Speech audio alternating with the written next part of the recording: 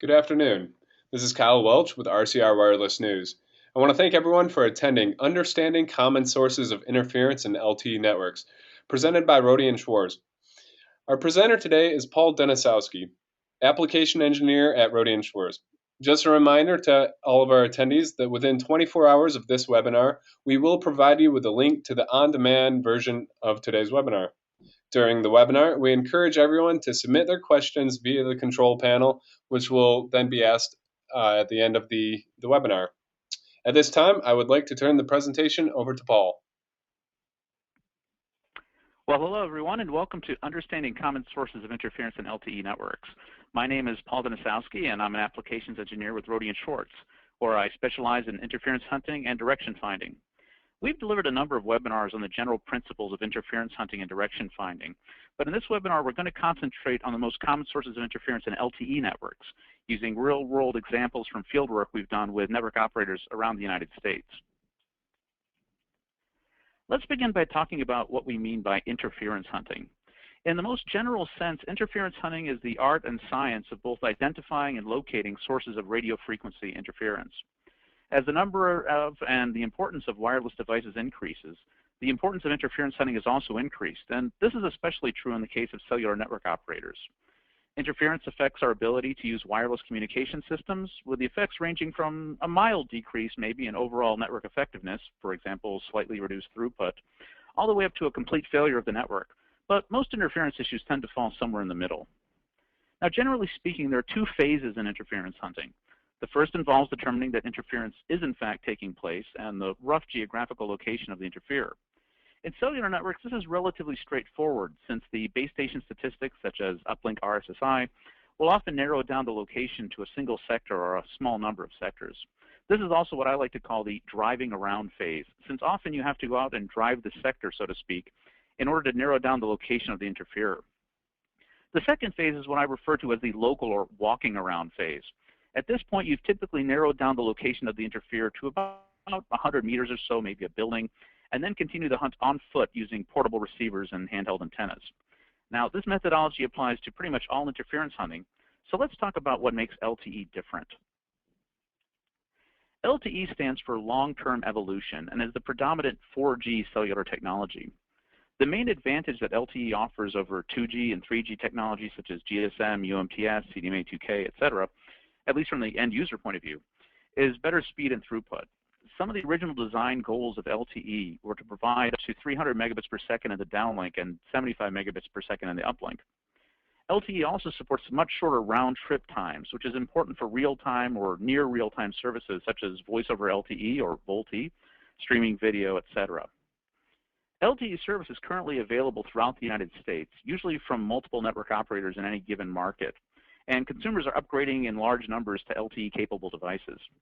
And while the actual throughput rates for a given subscriber in a live network are usually considerably less than the theoretical maximum, the data rates are typically at least an order of magnitude or better than those found on 3G networks. One important thing to note, too, is that while we may tend to think of LTE as a commercial service provided to consumers, there are plans to deploy LTE in government and military networks as well. In particular, spectrum in the 700 megahertz band has been allocated for public safety applications, such as police, fire, and other first responders. And the FCC has mandated that LTE be used as the radio access technology for these allocations. So as you might imagine, interference to public safety LTE services could have consequences that are far greater than those in commercial networks. So on a technical level, though, how is LTE different from previous radio access technologies such as GSM, UMTS, etc.? For the purposes of interference hunting, these differences can be classified into four main areas, namely the frequencies at which LTE is commonly deployed in the United States, the types of modulation used and the associated noise floor requirements, the bandwidth of the LTE signals, and the use of remote radio heads. And we're going to discuss each one of these in detail over the next few slides. Let's begin with frequency allocations. As we all know, spectrum is a valuable but finite commodity, and most of the initial LTE deployments took place in spectrum that had been refarmed. That is, the previous occupants of that spectrum were moved to different frequencies in order to make room for the new services, that is, LTE. In the United States, these frequencies were generally in the 700 megahertz band, at least in the initial deployments, And these are lower in frequency than bands traditionally used for cellular service in 2G and 3G networks. Why is this important? Well, generally speaking, lower frequencies propagate or travel further than higher frequency signals. Lower frequency signals also tend to have better penetration through things such as buildings.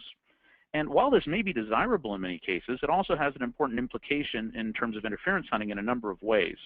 The footprint of a given base station will, of course, be larger, meaning a bigger area in which you can look for sources of interference.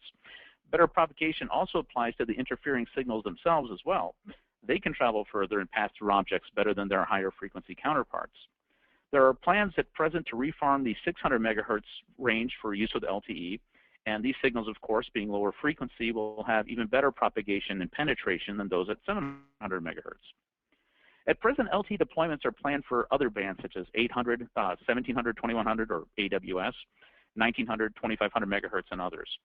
And while these bands will have different propagation characteristics, many of these applications also involve spectrum refarming. And as we learned during the 700 megahertz deployments of LTE, spectrum refarming often involves a lengthy period of tracking down sources that didn't get the memo, so to speak. We mentioned before that LTE's main benefit was increased throughput. And one way that this is obtained is through the use of higher order modulation, such as using 64 QAM in the downlink. But as in all communication systems, higher order modulation schemes typically require a cleaner RF environment that is one with a lower noise floor and fewer interferers. If the level of noise or interference rises in an LTE network, the network will typically drop to lower order modulation schemes, 16 QAM or worst case QPSK, thus essentially negating the advantages of using LTE. High bit error rates will also significantly degrade throughput. In short, LTE does require a much cleaner RF environment and a lower noise floor than traditional 2G or 3G environments. For example, in this screenshot, we see that the scheduled throughput for this UE, this user equipment, this phone, is very low, only a few hundred kilobits per second. And this is most likely due to the high block error rate, the blur, and the almost exclusive use of QPSK, the lowest order modulation scheme in LTE. Again, not a good situation for anyone.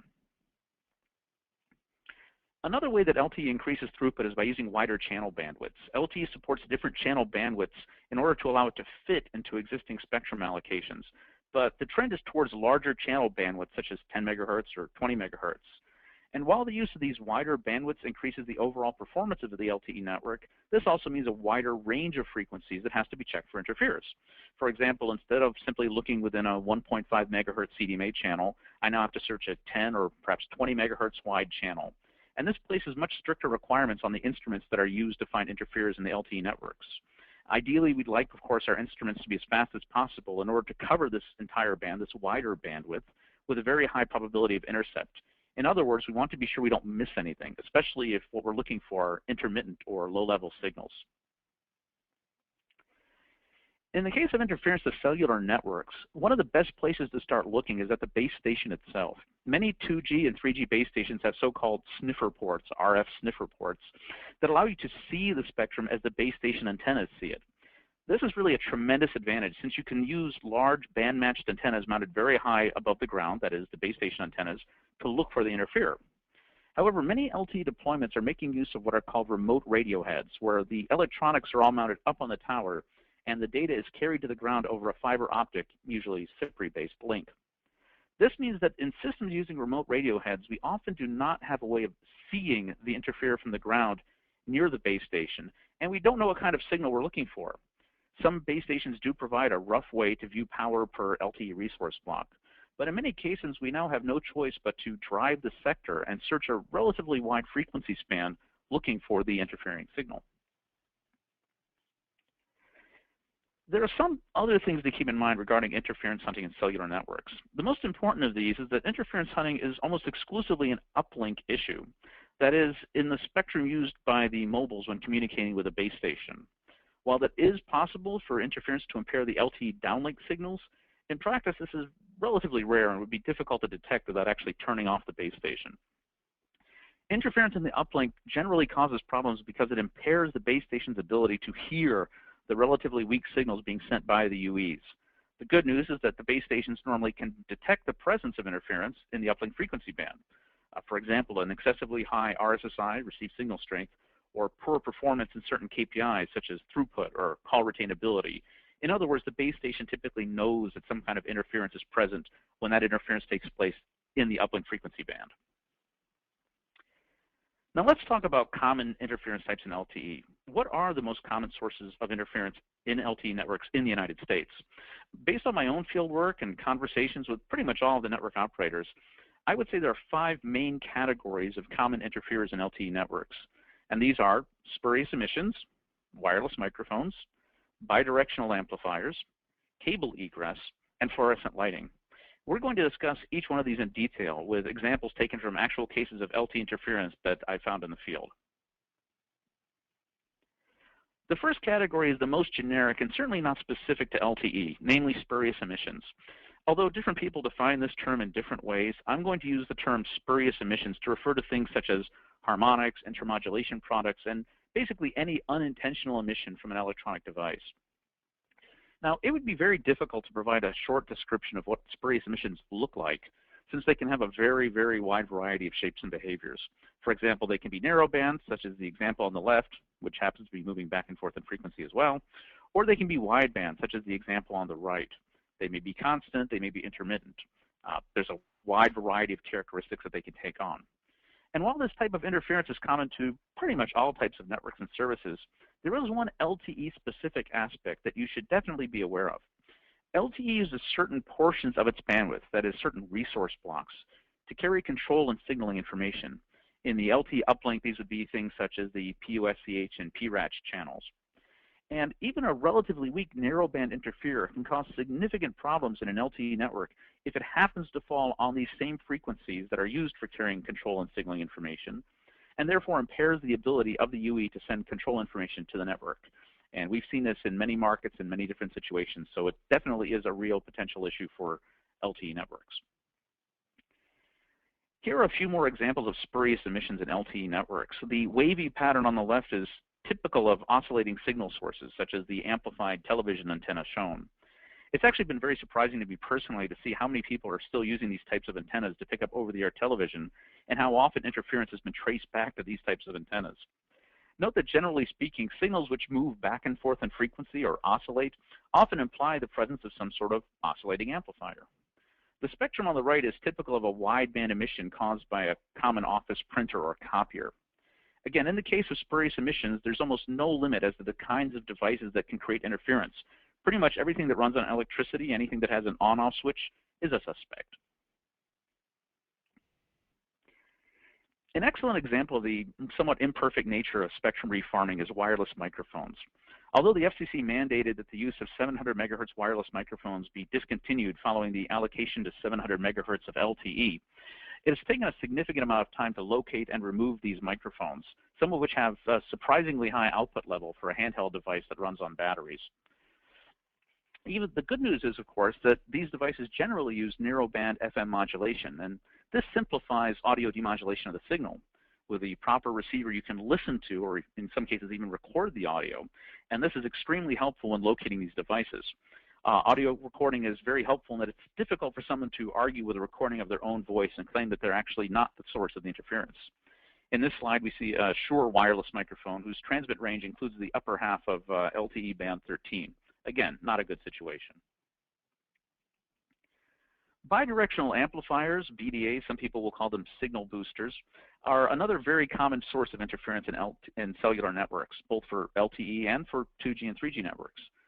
Again, these devices, which, as I mentioned, the FCC calls signal boosters, and which some people also refer to as cell phone repeaters, are designed to improve reception by amplifying and retransmitting both the uplink and downlink signals. This is very useful when you have an area that normal cellular signals have difficulty reaching, especially inside structures. And BDAs can be installed both by the network operators themselves and by subscribers, the so-called self-installs. In order to function properly and not cause interference, there has to be a certain level of path loss between the donor antenna, that is the one that's pointed at the base station, and the serving antenna, the one that's inside the area served by the BDA. Usually this path loss requirement is met by making sure that these two antennas are far enough apart and through the use of a highly directional donor antenna. Problems, of course, occur when insufficient path loss causes the signals to loop around and causes the BDA to oscillate. When BDAs begin to oscillate, they typically raise the noise floor over their entire operating range for a given band. This shows up in spectrum as a wide spectral hump, often between, say, 10 to 40 megahertz wide, possibly with narrowband products within this range as well. BDAs for the 700 megahertz frequency bands used for LTE have been available for some time, and the screenshots on this slide show oscillating BDAs in two different LTE frequency bands. Note that using a wider spectral span, say 50 megahertz or so, makes it much easier to recognize the presence of an oscillating BDA based on its shape alone.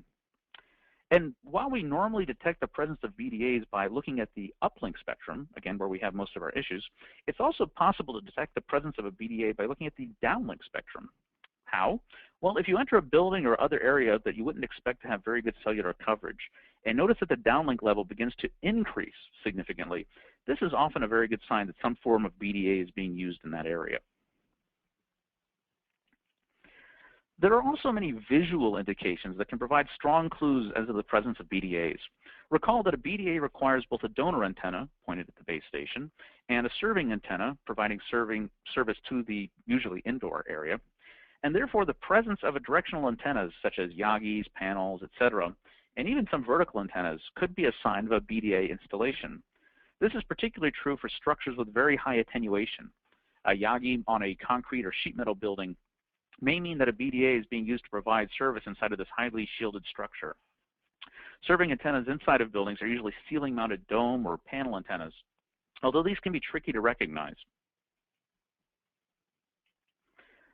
One widespread form of interference that is more or less unique to LTE is egress, or leakage, from cable television systems. As you probably know, cable systems transmit signals using the same frequencies that are used by many over-the-air services.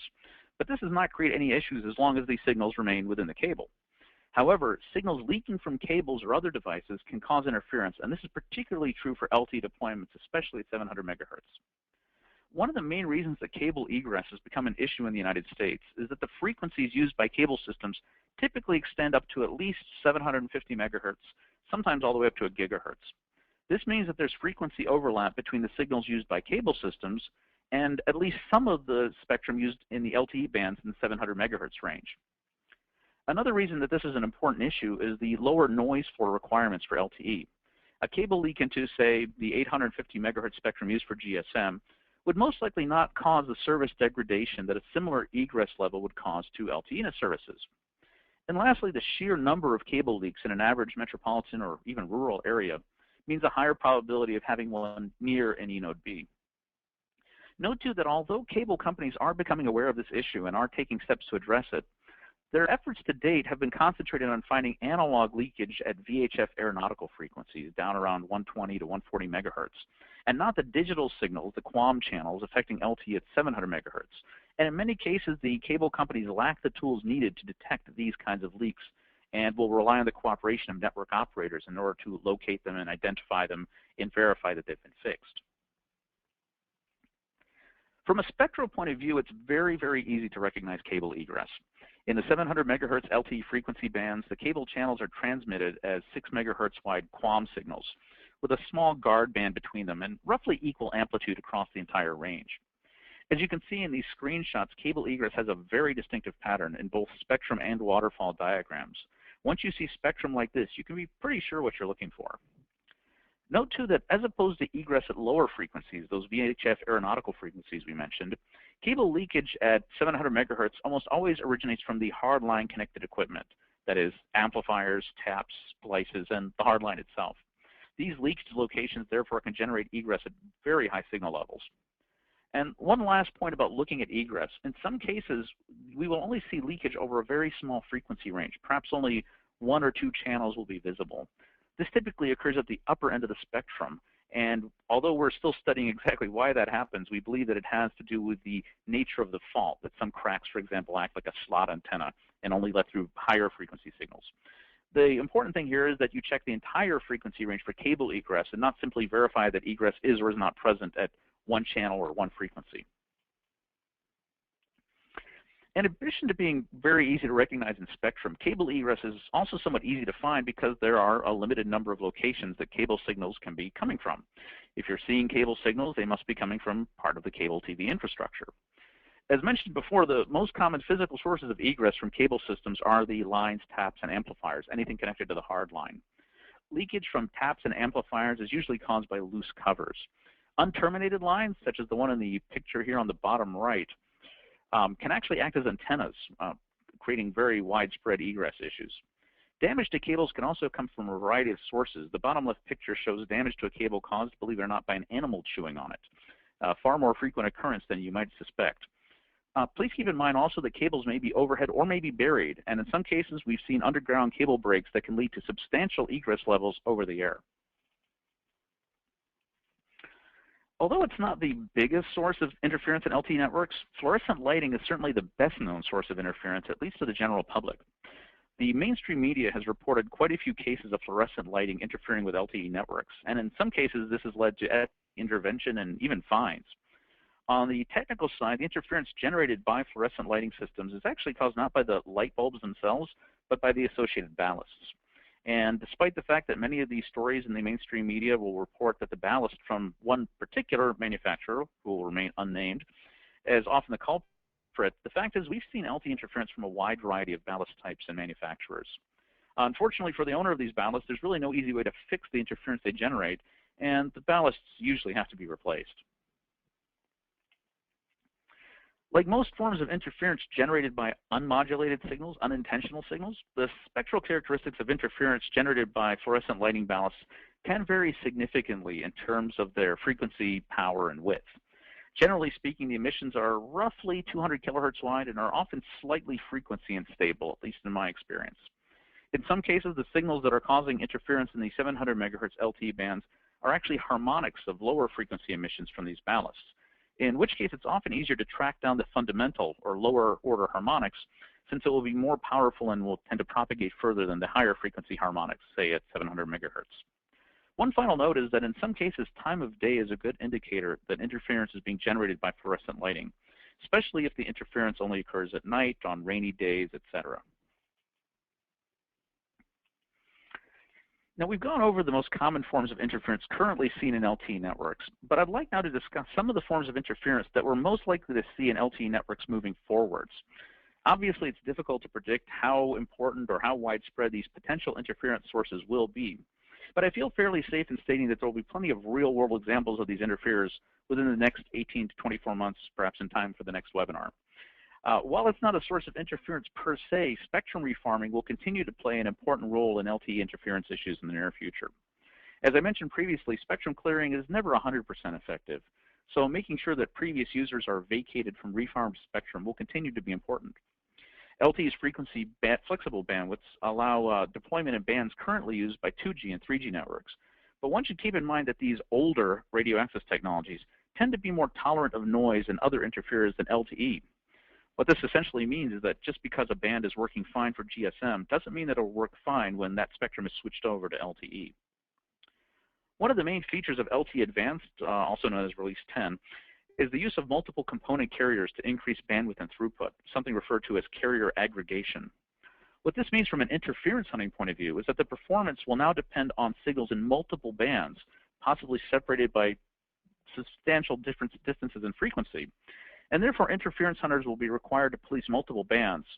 And this, of course, will also require the use of different antennas and different approaches due to the different propagation characteristics at different frequencies. Another potential source of interference to LTE is radar. Some radar systems operate in or near the planned frequency allocations for LTE at 3.5 gigahertz. There have been numerous public studies that have shown that while LTE is unlikely to impair the proper functioning of radar systems are very likely to cause significant interference to LTE networks, those operating, of course, nearby, both in terms of physical location and frequency. Throughout this presentation, we've mentioned that most LTE interference issues occur in the uplink as opposed to the downlink spectrum.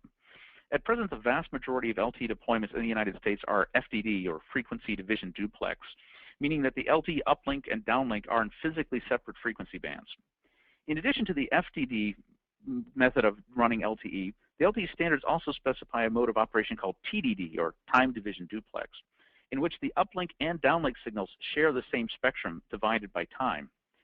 TDD deployments can significantly complicate the process of identifying and locating interference. especially when the uplink to downlink distribution is weighed more heavily towards the downlink, and therefore the uplink is only visible for very short periods of time.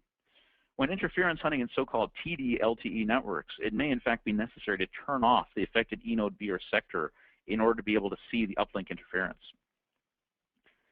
We've also mentioned cable television egress, which at present usually takes the form of 6 MHz wide QAM channels that are always on and are relatively easy to identify in spectrum. One of the cable standards currently being developed, DOCSIS 3.1, uses very wide, about 192 MHz, OFDM signals with narrow subcarriers and variable modulation schemes. I once heard someone refer to DOCSIS 3.1 as LTE over cable. What this means for interference hunting is that cable egress may very soon cease to be as easy to recognize and locate as the constant, evenly spaced QAM channels that we see today. And the new modulation schemes being used by DOCSIS 3.1 will also have a much greater potential for interfering with LTE as well. And lastly, we touched at the very beginning on the fact that it's not just network operators using LTE. Spectrum has already been allocated in 700 MHz to provide LTE services to public safety throughout the United States. This will greatly increase the need for effective LTE interference hunting and tools in order to avoid interference to these critical emergency services. It should be noted that interference rarely confines itself to neatly allocated bands. So the same interference issues that are affecting network operators at 700 MHz in commercial networks are very likely to affect public safety LTE networks and vice versa.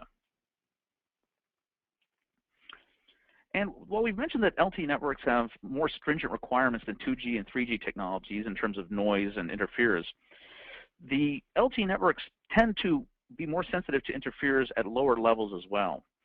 As a practical matter, what this means is that often those interferes cannot be seen until you're in relatively close proximity to them on the ground. The base station, of course, being high up in the air with big antennas, can see them just fine. On the ground, you may only see them for very short distances, or the interferes may be only visible for a very short time while driving. As a result, in many cases, LTE interference hunting requires tools that are faster and more sensitive than those used in legacy cellular networks. The use of remote radio heads also means that much more time will be spent driving the sector to locate sources of interference because we may not have a good idea of what we're looking for in terms of spectral shape and characteristics. Lastly, short duration signals such as bursty transmissions or intermodulation products are very, very difficult to locate using manual direction finding techniques. The ability to take bearings automatically and compute the locations of intermittent interferes has become increasingly important when dealing with noise and interference in the noise and interference sensitive LTE deployments. The expression long-term evolution, in a sense, applies not just to the radio access technology itself, but also to the tools and techniques that we need to identify and locate interference. I'd like to mention that for those of you wishing to learn more about LTE-specific interference issues and interference hunting in general, Rohde Schwarz has an interference hunting learning center with videos, white papers, and other resources based on thousands of hours of actual interference hunting we've done. We've also developed an interference hunter app, and that contains a video library, screenshots of common interference types. Interference tends to come back, frequency lookup tables, practical tips of the day, harmonic calculators, etc. And it's available free for both Android and iOS. I'd like to end by summarizing the main points of today's webinar. First, LTE differs from traditional 2G and 3G radio access technologies in a number of ways. New frequency allocations means that different propagation characteristics and different potential sources of interference, such as the case of spectrum refarming, will exist. The main benefit of LTE, namely the higher throughput and data rates, are only achievable when using higher order modulation types, and this in turn requires a cleaner RF environment. Despite their many benefits, remote radio heads do have one drawback when it comes to interference hunting, and that is the lack of an RF sniffer port means that we have an inability to see the interferer as the base station sees it. And therefore, we may not know ahead of time what kind of signal we're looking for as we're driving the affected area. As I mentioned, in terms of the most common interference types in LTE networks, these can be grouped into roughly 5 categories. The first are old friend spurious emissions, and that's what we've been calling any unintentionally radiated signal from electronic devices. And again, I'm using this term to include things such as harmonics and intermodulation products, etc. The imperfect nature of spectrum refarming means that we still do come across wireless microphones at 700 MHz. Although they're not normally in continuous operation, these wireless microphones and the interference they generate is relatively easy to diagnose and locate, especially if you have the ability to use audio demodulation of the signal. Interference from oscillating bidirectional amplifiers is, again, one of the most common interference types in 2G and 3G networks. And unfortunately, this is true in LTE networks as well. Despite some recent regulatory action by the FCC and design modifications on the part of some BDA manufacturers, a sizable percentage of LTE interference issues can be traced back to improperly installed or improperly operated or malfunctioning BDAs. Cable egress, of course, has been around for decades, I believe since the 1970s, in fact. But the spectral overlap between cable systems and 700 megahertz LTE, together with LTE's lower tolerance for noise, has made this another major source of interference in LTE networks. Fortunately, as I mentioned, cable egress is relatively easy to identify in spectrum and to locate, although the sheer number of leaks in most metropolitan areas means you're very, very likely to come across this particular interferer. The good news is that the cable industry has begun to take steps to address this issue as well, and once the problem has been located, it's relatively cheap and easy to fix. And although it's not one of the most widespread LTE interference issues, fluorescent lighting is certainly the best known, at least to the general public. Since the interference caused by lighting ballast is primarily a design issue, there's little that can be done to address this issue short of actually replacing the offending devices. We also touched briefly on some other potential LTE interference issues that can play a more important role going forward. In particular, I would like to call attention yet again to the use of LTE in non-commercial applications, such as public safety, where interference can cause disruption to critical health and safety-related services. As public safety LTE is rolled out across the United States, there will be many opportunities for those of you working in the cellular industry to share your knowledge and your experience with those responsible for maintaining these public safety LTE networks. And lastly, it's important to remember that the phrase long-term evolution also applies to the tools and techniques that we use in interference hunting. The kinds of low-level and short-duration interferers that could be safely, well, more or less safely, ignored in traditional cellular networks can actually represent the bulk of interference sources in LTE. Fortunately, tools and systems have also evolved to meet the challenges of these new interference sources. And with that, we've come now to the end of our presentation, and we've reached the question and answer portion of our webinar. Thanks, Paul. Yeah, we've had a number of questions come in, and I encourage everyone to continue submitting their questions via the question panel. And also, just a reminder that we will be emailing everyone, all the attendees, a link to the Interference Hunting Learning Center presented by Rohde Schwarz. So, Paul, the first question we got, based on your experience, how would you rank these interference sources in terms of most common to least common? Well, that actually depends somewhat on where you are geographically. I feel fairly safe in saying that number 1 and number 2 would be BDAs and cable egress. And really, it does somewhat depend on where you are. I don't think there's a particular concentration of BDAs in one part of the country versus another. But cable egress, I've noticed, is geography dependent. Sad to say that some cable systems are better maintained than others. And some cable systems extend higher up in frequency than others. But I would say that the biggest ones are BDAs and cable egress, maybe tied for first. After that, I would probably call spurious emissions next, and then fluorescent lighting and wireless microphones would probably be tied for last. Okay, great. And to go along with that, we had a question. Next question? Yeah. We had a question to explain a bit more about what egress actually is. Egress. So again, cable TV systems use frequencies typically from about 5 megahertz all the way up, depending on where you're living, to 750, 850 gigahertz. And it's fine that they're using the same frequencies in the cable that we're using over the air for services because they normally don't touch each other, right? The shielded nature of the cables and the infrastructure means that the cable networks can use the same frequencies that are being used for LTE. What can happen, though, is if the cable is damaged, that squirrel shoe is an excellent example. If the shielding is actually destroyed, something isn't connected properly, a tap comes loose, a line cracks, the signals inside the cable, which may be fairly high level, can leak out. And these can cause a lot of interference in LTE because, again, they're very wide signals, they're always on, and they're very noise-like. And LTE, in a sense, is a very noise-like type of radio access technology.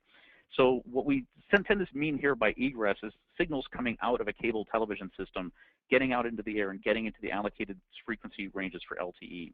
There is a related issue, ingress, where signals can actually get into the cable plant, but since we're talking about interference to LTE networks, we're not terribly concerned about that. It should be mentioned, too, that the responsibility for egress does fall on the cable network operator. In other words, if their cable breaks open or cracks or has some other issue and spills out into the network, they need to fix that because it's licensed spectrum. On the other hand, if your LTE signals happen to be getting into their cable plant, then that's not really your responsibility. You're allowed to use that spectrum, and the onus is on them to fix that. If this last slide is the question and answer, the picture there is actually a picture of the absolute worst place in the world to have a cable leak. You can see the gentleman in the bucket, and across the street there is the tower and the tree. Both of those have 2 base stations each on them, and you have a source of egress hanging from a wire across the street from them. So it's a very serious issue in some places. Fortunately, again, it's easy to find and relatively easy to fix. Okay, great. The next question, what kind of analyzer do you use to measure spurious emissions? Well, traditionally, people have used spectrum analyzers, so swept or heterodyne type analyzers. Personally, for interference hunting, I use a reportable receiver. Rohde & Schwarz makes both. We make spectrum analyzers and we make receivers. And the reason that I use a receiver, functionally, they provide you with similar information. One will provide you, both provide you rather, with spectrum and a waterfall, which I highly recommend using a waterfall or spectrogram to display as well. The reason that I personally tend to use a receiver for most of my work is because it's much faster and much more sensitive. And as I mentioned before, the problem that you have in LTE is you have very, very low-level interferers. You can be driving on the street and the signal's only visible for 50 meters, 100 meters. The base station can see it continuously because it's up very high and has huge antennas pointed at the ground that are matched for that band. And so the danger is, of course, that if you don't have a very fast receiver, you might drive right past it and it doesn't register on your instrument. So for that reason alone, I prefer the fastest and most sensitive instrument I can have. For older technologies, maybe not as important, but for LTE, the speed is actually very, very important. And as a matter of fact, we'll be releasing a white paper here shortly about that very issue. Okay, great. Next question. Have you ever encountered 700 megahertz UL spurious emissions from large high-power machinery, such as conveyor systems? Oh, yes. I mean, pretty much anything. I'm amazed at the wide variety of devices that put out signals at 700 megahertz. Machinery is fine. I had one case where a gentleman was welding at the base of the base station, at the base of the tower. And I asked him, could he please stop welding for a few minutes, and we'd check the stats. Pretty much anything that runs on electricity and things that are not, we tend to think of maybe spurious emissions often as coming from things that would normally radiate RF energy at some other frequency. But again, it's amazing to me how many things generate signals that aren't supposed to. And in the presentation, for example, amplified television antennas, photocopiers, the list just goes. LED signs, for example, we see a lot of the LED or plasma display signs putting out spurious emissions. So really, it would not surprise me at all that anything that runs on electricity might be putting out a spurious emission into the uplink at 700 megahertz. Okay, great. We've had a couple of people ask about the mobile app that is available. Can you just mention the name of that and where they can find it? It's Interference Hunter. It's on the iOS, the Apple App Store, and on whichever iOS App Store you use. I think there's several. I'm not an Android person personally myself. If you go to our Interference Hunting website, I think the Learning Center that we have, we also provide a link to that. And that application, part of the reason we developed that was in a response to a lot of the questions we got, because we get screenshots. I tell people, if you see an issue, send me a screenshot. Maybe it's something I've seen. And I was amazed at how often I got essentially the same screenshots over and over again. For example, BDAs or cable egress. Someone sends out, what is this? It's a BDA. How do you know? Well, I have 50 screenshots that look just like it. So we tried to capture that information because it can save you a lot of time if you know exactly what you're looking for. And again, cable is an excellent example of this. If you see that cable egress, that spectrum of cable channels, it really narrows down the things that you have to investigate because it must be coming from something connected to the cable network. Another thing that's been very useful in the application that we put in there was a frequency lookup table. Because again, spectrum refarming being kind of imperfect, a lot of times you'll say, oh, there's a signal from this. Or if it's a harmonic, we've seen harmonics from things all the way down in the FM broadcast band get up to 700 megahertz. We've seen pager systems. We've seen all kinds of things that you wouldn't think the harmonics would get up there. The 7th, 8th harmonic would get all the way up into LTE, but they do. So we've put a number of utilities and applications in there and just made that available as a resource. Because when you're out in the field, it's really inconvenient to have to go back and boot up your laptop and find this information that you might have been looking for. Great. So next question, about how far away can cable egress be detected, and what are the factors determining the distance? Well, I'll start off by saying that I spend most of my time doing interference hunting wireless networks. And I've been over the last few years, I've been talking about the egress issue for a few years, and I've actually come in contact with many, many, many people from the cable industry, obviously. And one of their perennial questions for me is, well, how loud does a leak have to be before it's a problem? Because they would like to have some way of measuring that. And the FCC actually mandates that they don't have egress above certain levels at certain distances at certain frequencies. There's some white papers on our interference hunting learning center that actually discuss this issue. The question really, though, is not so much the level, as the person asking the question mentioned, is how far away from the base station is it? And of course, that's a function of level. As a rule of thumb, I would say within a half mile of the E node B is where you'll typically find them. The closer in they are, and again, this picture of the guy in the bucket truck is a great example of the worst case scenario. Also, if they are above ground, they tend to get picked up by the E node B better if they're buried. We have had cases where we've actually had underground feeder that was interfering with an LTE network. But typically, if they're above ground and they're close to the base station, they're a bigger problem. In many cases, for example, the receiver that I use can pick up cable egress all over the place. But in many cases, if it's low level and far from the base station, it's probably not causing interference. It's the ones that are closer in, and again, rule of thumb, half mile maybe, that I would consider to be serious. And maybe anything that's above, within a half mile, and if it's above maybe neg 90, neg 80, then almost certainly it's being picked up by the E node B. Great. Next question. Can you provide an example of solving an interference problem where harmonics were the key to the solution? Oh, absolutely. I mean, the fluorescent lighting slide that I put up where it had, one of the first things I do, anytime I see a narrow band, and by narrow I'll say 100, 200 kilohertz wide or less, anytime I see a narrow band signal, the very first thing I do is say, let's see if this is a harmonic of something else. I mentioned the Interference Hunter app actually has a harmonic calculator. And the reason we put that in is because it's such a common thing. I'll see a signal, let's say 710 megahertz, and I'll go, I wonder if this is a harmonic of something at, and do the math, right? If it's at 710, then it's going to be at 360, right? Somebody check my math here. I'm sorry, 720 will be 360. And then I look to see if it's there. Why is this important? Well, because the harmonic is always, or pretty much always, lower level than the fundamental. So if I'm trying to track down the source of a signal whose harmonics are bothering me, it's easier for me to track down the lower frequency fundamental. It's louder usually, and it's easier to find. Now, in terms of practical examples, I mean, there are dozens of them really. The fluorescent lighting example was actually harmonic all the way down to 200 megahertz. We've seen the RF card readers. If you go to a gas station and you have your little gas dongle and you hold it up to the touchless pad and then you can pump gas, some of those readers we've noticed that are working down to 200 and odd megahertz, they will put out spurs all the way up in 700 megahertz and above. So, I mean, there are lots and lots of examples of where harmonics. And intermodulation products also. We've had intermod products of harmonics, if you can believe that. It's a very common thing, so my advice is always, if you see a narrowband signal, check to see if it's a harmonic of something else. Great. Next question. You touched on the importance of direction finding. Can you be more specific about the in-vehicle hardware setup? Well, there are different setups. So for direction finding, there's different ways of doing direction finding. And the one way to do it, which I tell people not to do, and I'm guilty of doing it myself all the time, is the driving around with one hand on the wheel and one hand on a directional antenna pointing it out of the windows. This is a horrible methodology. I do it, okay, I'll admit that I do it. Anybody who's worked with me knows that I do it. But it's a horrible methodology. First, it's not safe. It gets a lot of strange looks and from people when you're pointing directional antennas out of the window. And it's from an RF point of view, it's not very good. So the next step up for that would be to have some kind of external antenna. So a lot of times people use like a mag mount Omni. They'll throw it on the roof. A number of people I know in the cellular industry actually have Yagis on the roof and various clever ways of turning them around, or sometimes they just circle in the parking lot. What we've seen, though, is that in many cases what's helpful is to have a true direction finding system. So there are direction finding systems where instead of trying to get a bearing, in other words, move until my antenna is pointed at the highest signal level, I have a system where I say, here's a given frequency, tell me where it's coming from.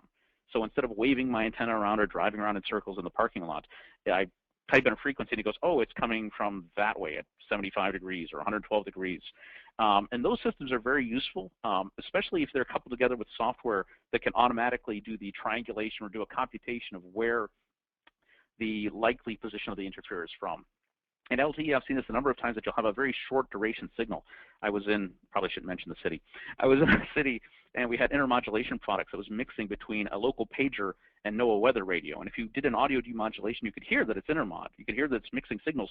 But because the pager is intermittent, it would come on, blah, blah, blah, blah, blah, off, blah, blah, blah, off. This is murder to find with a directional handheld antenna. With an automatic direction finding system, it was very easy to find it. So these are the kinds of things where you want a vehicle-mounted direction finding system. I don't want to discuss specific products or technologies. Again, if you visit our Interference Hunting Learning Center, there's a whole presentation of video on these automatic direction finding methodologies, and that might be a good place to start. Great. Have you seen a number of interferences from commercial or residential garage door openers? Not so much, really. Again, wouldn't surprise me, pretty much anything. I'll tell you that a lot of times I will be driving along, and in a certain neighborhood, I'll see the same odd interference coming from a number of houses. In some cases, these are baby monitors I've seen. In some cases, they're sort of like wireless speaker systems. Garage door openers, I haven't exactly seen. I think I've heard of them. It might have been pre-LTE. Haven't come across any myself, but again, would not be surprised at all. In many cases, I've been out interference hunting with one or the other network operator, and we'll get to a building, and of course nobody's home. So, and we will make a note to come back later or try to reach them by phone. And in some cases, we actually get entrance to the building and find out what it is. In some cases, it goes away by itself when you knock on the door, so to speak. So, but in garage door openers, have not seen, but again, would not surprise me at all. Okay. Another question is in reference to the waterfall display you mentioned. Can you describe that just a little bit? And then also, are there any training materials available you can recommend? Well, I'll take that as two parts. So a waterfall, some people call it a waterfall, some people call it a spectrogram. It's essentially the same thing. If you think about a spectrum display, if I back these slides up, I'm going to see, is this backing up for, is that a good example?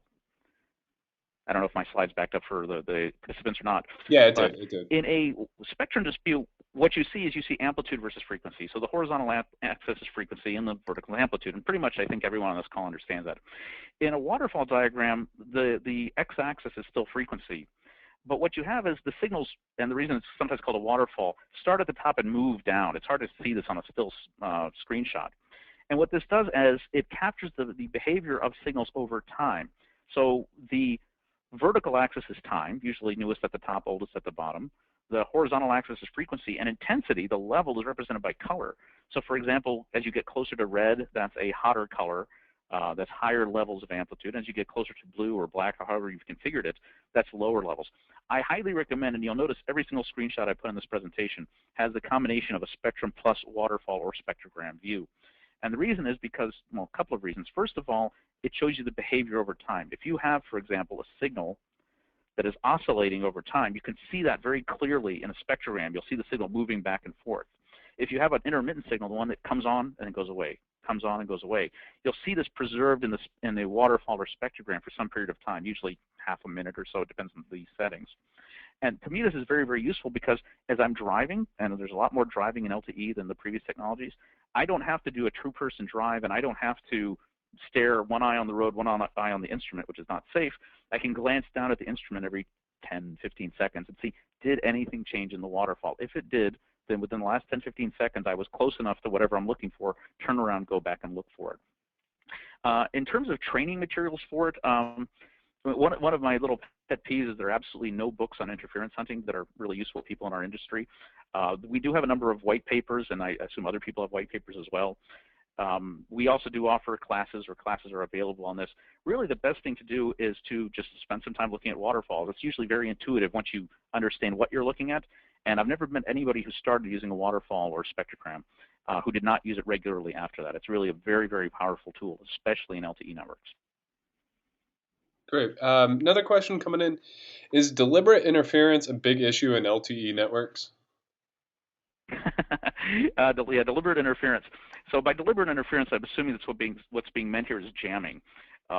There was a time, maybe 3-4 years ago, when jammers were not uncommon. There were a lot of people operating and buying jammers, and jammers for cellular, jammers for GPS. And unfortunately, jammers are not precision devices. Commercial jammers, the ones that people used to be able to buy, and they would cause all kinds of problems. People would think, hey, you know, I'm just going to jam my business, my building. I can tell you all kinds of stories. But what's happened is in the last about 2 years, maybe, the FCC really cracked down on jammers. And so you can no longer buy jammers on eBay, to the best of my knowledge. A lot of the China Direct and other websites that would sell jammers have been shut down or forced not to sell them anymore. We're seeing a lot less deliberate interference in terms of jammers than we used to, simply because I think the availability of jammers is not there. The FCC really stepped up their enforcement action before LTE became widespread. Now, there are certain cases, there are papers, you can find them on the internet, or if someone wants, I can give them a reference, for ways you can deliberately mess up LTE networks. It requires a pretty deep knowledge of LTE. And to date, I have not seen that as well. So no, I wouldn't say there's as much deliberate interference to LTE as you might have seen with the kind of commercial, portable, personal jammers that you saw with 2G and 3G. Okay, we have just about time for one more question. Um, so, what tool did you use to generate the interference snapshots in the presentation today? The tool I used was our PR100 portable monitoring receiver. It's an FFT-based receiver as opposed to a swept spectrum analyzer. And again, the reason that I use that tool is it's the one I've been using for many, many years, and it's a very fast tool that's designed for interference hunting. That said, there are certainly other tools that you could use to look for interference as well. That's just my personal preference and the tool that I like to use the best. Okay, great. That's about all the time we have today. Thank you for everyone that submitted their questions, and I apologize that we did not get to all of them. But I want to thank everyone for attending Understanding Common Sources of Interference in LTE Networks, presented by Rohde Schwarz. And I want to thank our presenter today, Paul Denisowski, Application Engineer at Rohde Schwarz. Thanks, Paul. Thank you. Thank you, everyone, for attending.